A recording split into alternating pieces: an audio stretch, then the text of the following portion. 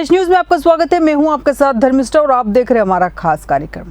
एक लगातार हार के बाद टूटते जनाधार, बिखरता नेतृत्व और अंदर से खोखली होती कांग्रेस।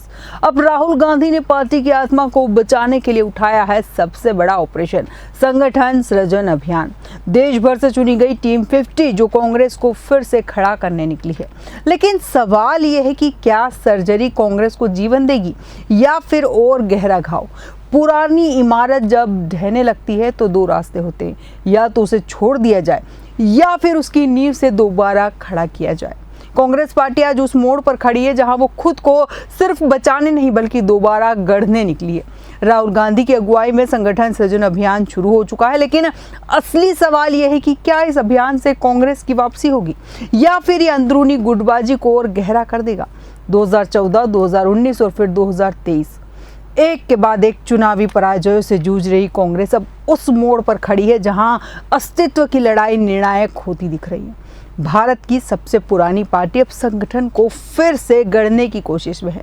इसी सिलसिले में जून 2025 से मध्य प्रदेश से कांग्रेस संगठन सृजन अभियान का शुभारंभ करने जा रही है और इसकी अगुवाई खुद राहुल गांधी करेंगे।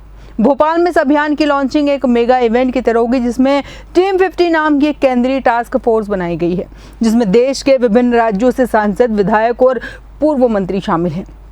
इनका काम न सिर्फ कांग्रेस के जिलों में जमीनी स्तर पर फिर से खड़ा करना है, बल्कि पार्टी के भीतर बैठे गद्दारों की पहचान करना भी है।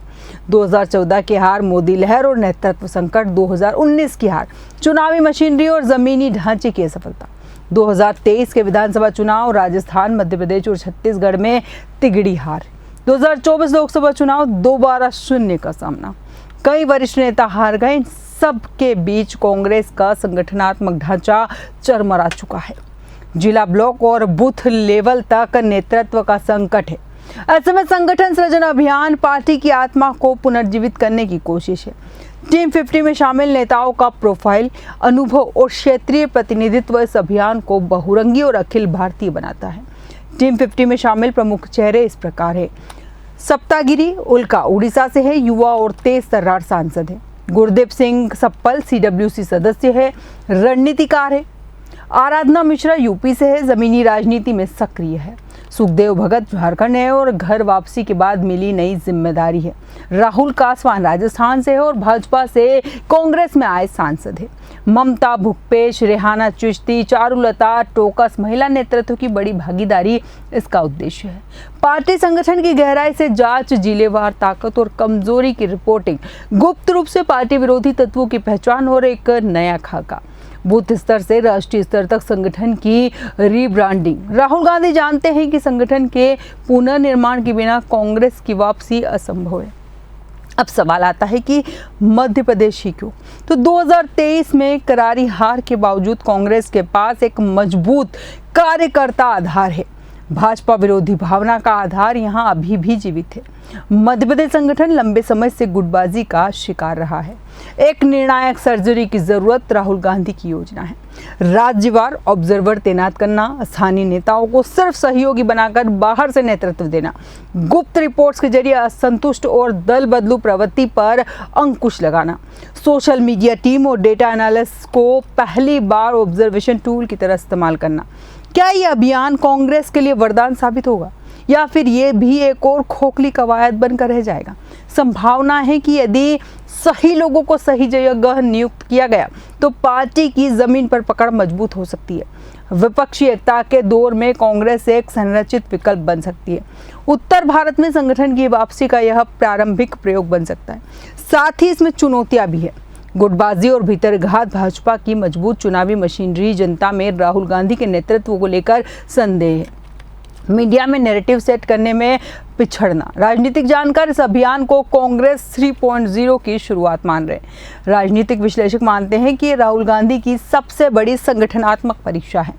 जब तक कांग्रेस अपने लोकल लीडरशिप मॉडल को नहीं बदलती, ये प्रयास आधा अधूरा रहेगा और मध्य प्रदेश एक पायलट मॉडल हो सकता है जो असफल होने पर राष्ट्रीय स्तर पर नुकसानदेह होगा। संगठन सृजन अभियान कांग्रेस का अब तक का सबसे बड़ा संगठनात्मक प्रयोग है। अगर ये सफल होता है तो कांग्रेस एक बार फिर मुख्य विपक्षी दल के तौर पर खड़ी हो सकती है। अगर नहीं तो ये पार्टी के लिए एक और हार का कारण बन सकता है। कांग्रेस के संगठन सृजन अभियान से बीजेपी को क्या फायदा होगा, इस पर भी चर्चा कर लेते हैं।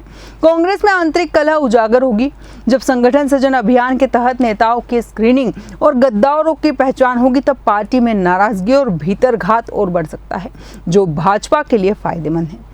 बीजेपी नैरेटिव सेट कर सकती है कि कांग्रेस अब भी अपने घर को नहीं संभाल पा रही है। भाजपा इसे ऐसे पेश कर सकती है कि विपक्ष खुद ही अव्यवस्था में डूबा है। कांग्रेस की ऊर्जा संगठन सुधार में ही खर्च हो सकती है। चुनाव के बजाय कांग्रेस अपना ध्यान अंदरूनी सुधारों पर लगाएगी, जिससे बीजेपी को जमीनी स्तर पर रणनीतिक बढ़त मिल सकती है।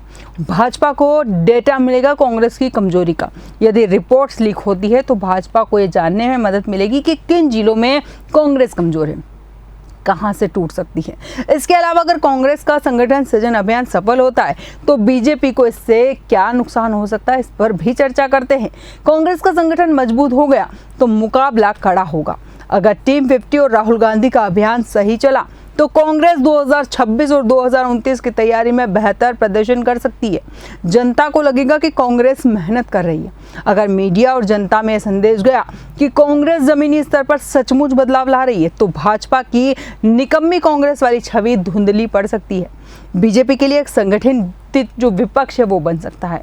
कांग्रेस अगर खुद को अंदर से मजबूत करती है तो इंडी गठबंधन में उसकी स्थिति और मजबूत हो सकती है। भाजपा के अंदर भी दबाव बढ़ सकता है और संगठन की पारदर्शिता को लेकर, खासकर उन राज्यों में जहां बीजेपी में भी बगावत और गुटबाजी है, जैसे हरियाणा, राजस्थान, वहां कांग्रेस का यह मॉडल एक दबाव बना सकता है। संगठन सृजन अभियान सिर्फ एक कार्यक्रम नहीं, ये कांग्रेस पार्टी की आत्मा को बचाने की लड़ाई है। राहुल गांधी अब सिर्फ चुनाव नहीं, विचारधारा की नींव को फिर से सींचने निकले हैं। लेकिन क्या पार्टी के भीतर ही बैठे रोग इस इलाज को असफल कर देंगे? राहुल गांधी ने एक नई शुरुआत की है, लेकिन हर सर्जरी में रिस्क होता है। अगर ऑपरेशन सफल रहा तो कांग्रेस को नई जान मिल सकती है, लेकिन अगर विफल रहा तो यही अभियान पार्टी के आखिरी अध्याय की शुरुआत भी हो सकता है। जवाब मिलेगा जब यह अभियान जमीनी हकीकत से टकराएगा और तब तय होगा कांग्रेस मिटेगी या फिर निखरेगी। हमारे आज के खास कार्यक्रम में इतना ही। बने रहिए देश न्यूज़ के साथ।